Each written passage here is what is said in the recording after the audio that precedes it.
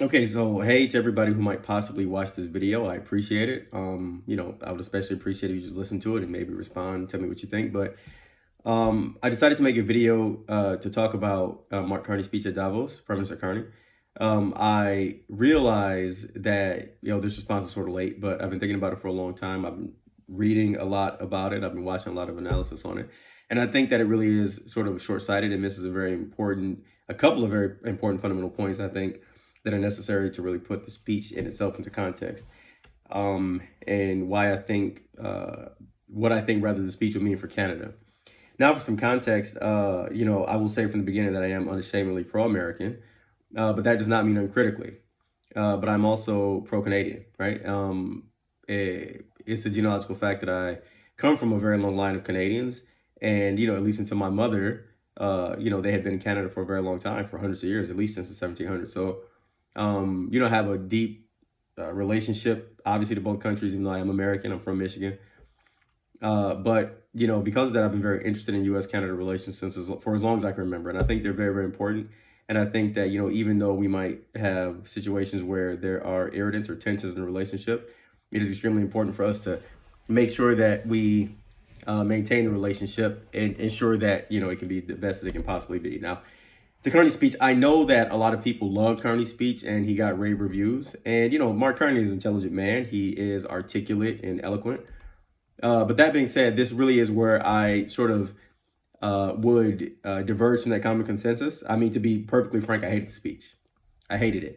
I mean, I think it was just pure rhetoric, aimed at Donald Trump, aimed at, the U.S. political establishment, aimed at the world. And of course, obviously, there's a domestic, rather, political element in that it was aimed at, Canadians at home. But the thing I have against that speech, I would say primarily, is it essentially framed the post 1945 system as one that really just primarily benefited great powers. Like in this case, he was really talking about the United States, where the United States essentially could throw its weight around and do whatever it wanted to do, while middle tier countries, or by comparison less powerful countries like Canada, essentially had to endure to do what they must.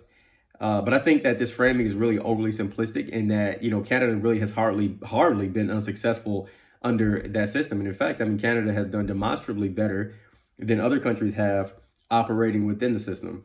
I mean, the system in itself really can be also understood as providing rules, predictability, and stability that Canada itself couldn't have generated.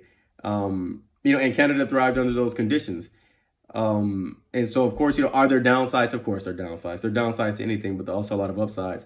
And really, just pretending otherwise, I think, really does ignore Canada's own experience with the post 1945 system.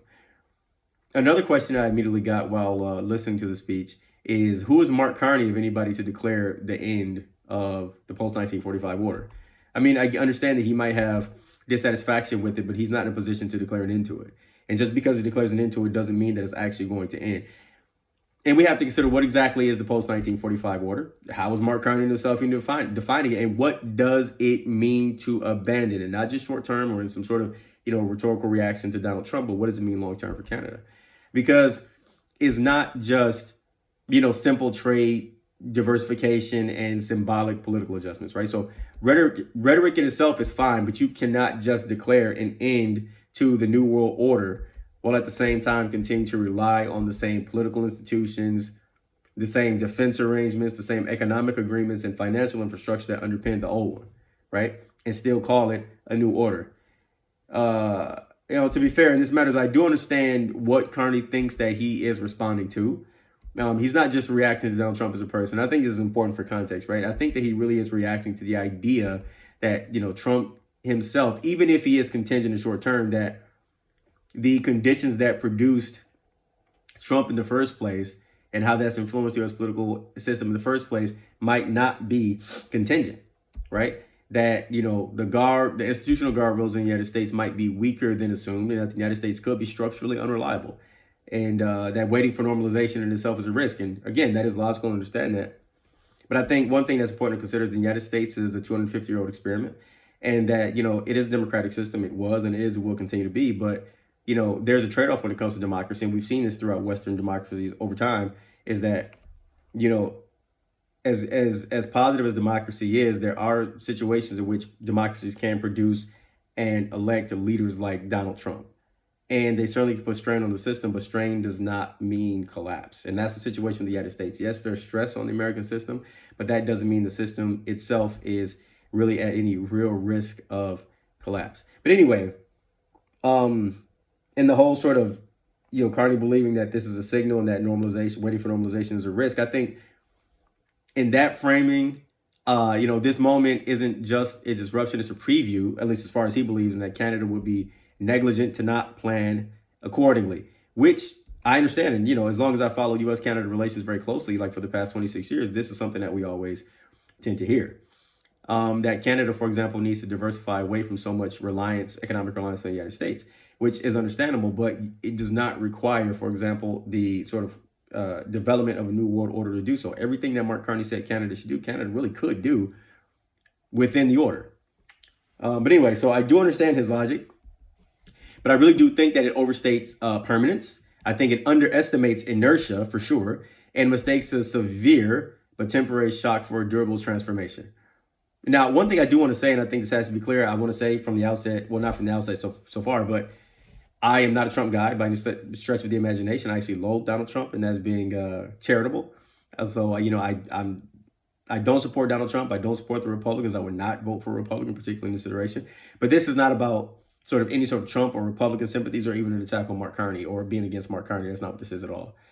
But anyway, so back to the main point. I remember when Donald Trump first hit the scene in 2015, and he gave his rather, inarticulate, ill thought out opinion that the post 1945 system had been detrimental to the United States and that the United States should abandon it. I thought that was a terrible idea. I thought it'd be a terrible thing for us to do.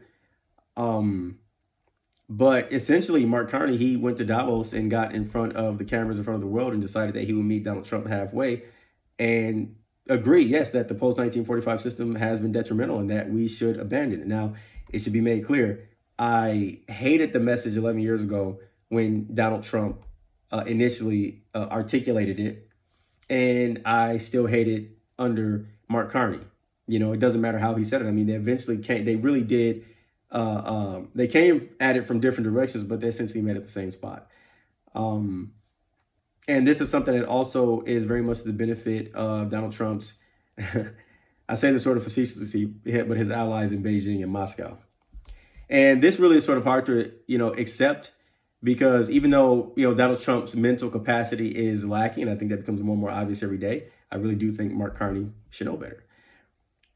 So while some might assume that Canada is reacting to a short-term shock, and of all of the analysis I've seen on this issue, nobody's analyzing what this means after Trump, it sounds, based on the content of the speech, like Canada has fundamentally decided that the U.S. system is illegitimate and thus is repositioning long-term through policy. Now listen, Canada, I love you, which is why I have to say you got to pump the brakes because this is ridiculous and possibly reckless overcorrection. In my opinion, I think this is basically attribution error, right? So in which Carney is basically inferring enduring strategic intent from situational behavior. Basically saying this is how the U.S. is now, and this is how the U.S. is going to continue to be without really having any serious reason to make that assumption, at least long term. So hear me out. Say is, as is likely, the Democrats win the presidency in 2028. Now, no one seriously expects that the Democrats will adopt Trump's worldview or his style or his politics. Of course, everybody knows it'll be completely different. But let's say, for example, if the Republicans were to gain power somehow, and the idea there might be, what if they just continue Donald Trump's policies? I think anybody who has any sort of sophisticated understanding of politics in Washington knows that the Republican establishment hates Donald Trump. They hate him. And so, I think it's unlikely that they would really decide it'd be a good idea to follow his policies. And a lot of it really is because, Donald Trump goes against decades of Republican political and economic orthodoxy. So they really do despise his worldview. And so, again, it's unlikely that they would simply just, decide to carry on the banner of Trumpism and MAGAism when he's gone. And this brings us to another point that's important to understand within the context of this speech and this idea of a rupture in a new world order is that a lot of people tend to conflate Donald Trump with America, right? And I understand that a lot of Americans, for some unknown, strange reason, decided it was a good idea to vote for him, in this case, elect him twice. But they do this as if its rhetoric and impulses are synonymous with the country itself, and they're not. I mean, U.S. policy under Donald Trump is not the product of any sort of broad consensus within the American political, diplomatic, or security establishment, be it bipartisan or Republican. So it hasn't gone through any of the normal processes that it generally would go through under a normal president or a normal administration. It's really overwhelmingly just Donald Trump. So I guess you could say like today, U.S. policy is best understood as essentially being a series of Donald Trump's personal expressions and whims, right? But the obvious question here is why? Well, it's fundamentally his personality. And this part is extremely important to understand. But let me say quick first, a disclaimer, I am not a psychologist and I'm not diagnosing anybody. But many credentialed experts who study personality rather than leadership have noted that Trump's long-term observable behavior very strongly resembles malignant narcissism. And this framework, I think, is useful because it does help explain why he's unable to subordinate his ego, right? So he's unable to subordinate his ego to the office of the presidency, to U.S. institutions, to the well-being of the American people, or the long-term interests of the United States and the world, not even to mention Canada, right? And so you could say he operates purely on ego. His primary consideration is himself. So his decisions, and again, they're his, are not the result of any sort of broad consensus, are not guided by fear of long-term consequences, and certainly not guided by any sense of moral consistency or even strategic self-interest, which we can see by his current sabotage of his party's chances in the midterms. They're basically guided by, does this make me feel powerful, superior, or unthreatened right now? So if you start from that premise, it's no surprise why his policies are as outrageously incoherent as they are, right? Because it's basically inevitable. This is personality. So his policies, again, understand his policies very obviously share no coherent continuity with traditional U.S. policy because they're fundamentally detached from the structures and consensuses that have traditionally formed it. Trump does not simply equal America. He is an anomaly, and he should be understood in that context. Okay, good. Now, that's out the way.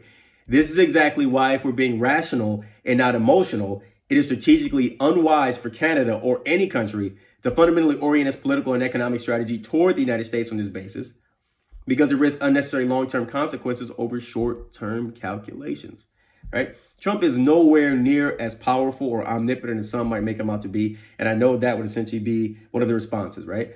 But he's not on the verge of becoming a dictator, and he can't cancel elections. Now, it's true that he's captured the Republican Party, but we can see that even that in itself is really that grip is starting to loosen, but he hasn't captured U.S. institutions.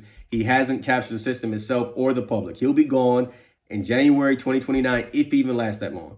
So I think that assumptions to the contrary, including Carney's, mostly serve this idea that, this will continue to sustain a fatalistic narrative that justifies greater strategic separation from the United States. But that narrative really does collapse if you assume that U.S. policy will normalize, and I think that it very likely will normalize.